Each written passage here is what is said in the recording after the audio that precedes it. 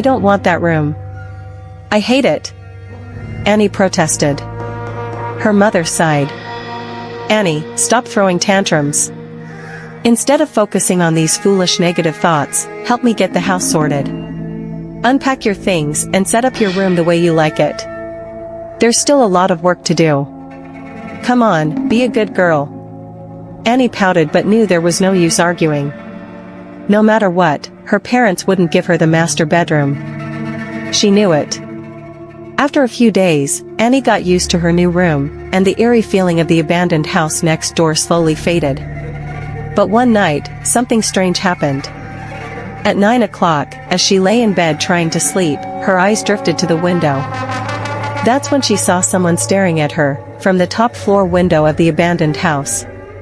A shiver ran down her spine. At first, she thought she was imagining things, but no matter how much she reassured herself, she could clearly see a figure watching her. Terrified, she ran to her mother's room. "Mom, open the door." "Please." Her mother opened it groggily. "What's wrong, Annie?" "There's someone in the window of that abandoned house. Please come see." Her mother followed her back to the room and peered out the window. "Annie, there's no one there." "But, Mom, I swear. I saw someone." Her mother sighed. At night, even normal things can seem abnormal. This is why I keep telling you not to watch so many horror movies. Now go back to sleep, you have school tomorrow. Annie hesitated but returned to bed. The next night, as Annie lay under her blankets, she saw him again, the shadowy figure standing in the window. She screamed, "Mom! Mom, come here quickly!" Her mother rushed in, annoyed. "Annie, do you know what time it is? You're shouting in the middle of the night. Your father is asleep." "But Mom, you didn't believe me yesterday. Look. Someone's there." She pointed.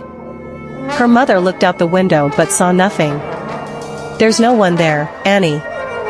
That house is empty. That's exactly why it's so creepy.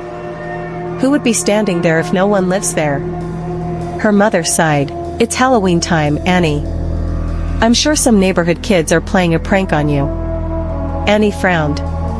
I didn't think of that. See? Now get some sleep." But Annie wasn't convinced. That night, she made a decision. She was going to catch the prankster. At exactly 9 p.m. the next evening, Annie left her house and set out toward the abandoned one. She was determined to catch whoever was behind this trick. As she stepped inside, the house was completely dark. Annie had felt brave before, but now, standing in the silent, decaying house, fear crept in. She took a deep breath and climbed the staircase. If someone was up here, she would find them. At the top floor, she looked around. The room was pitch black.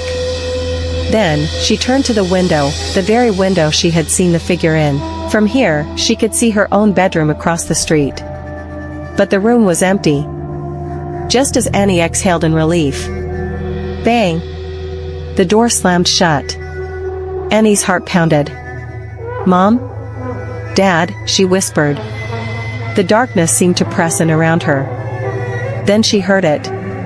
A voice. Soft, chilling. "Mom. I'm here." Annie turned, her blood ran cold. There, in the doorway, was someone who looked exactly like her. Except, its face was twisted into a wicked smile. Annie screamed and ran down the stairs. She reached the front door and pulled, it wouldn't budge. She pounded on it. "Please. Someone open the door. I'm stuck." No one came. Outside, through the cracked window, she saw something terrifying. Annie was walking back into her house. Her mother greeted her with a warm smile. "There you are, sweetie. I thought you were asleep." The imposter turned and smiled. "Mom, I'm here." The real Annie was never seen again.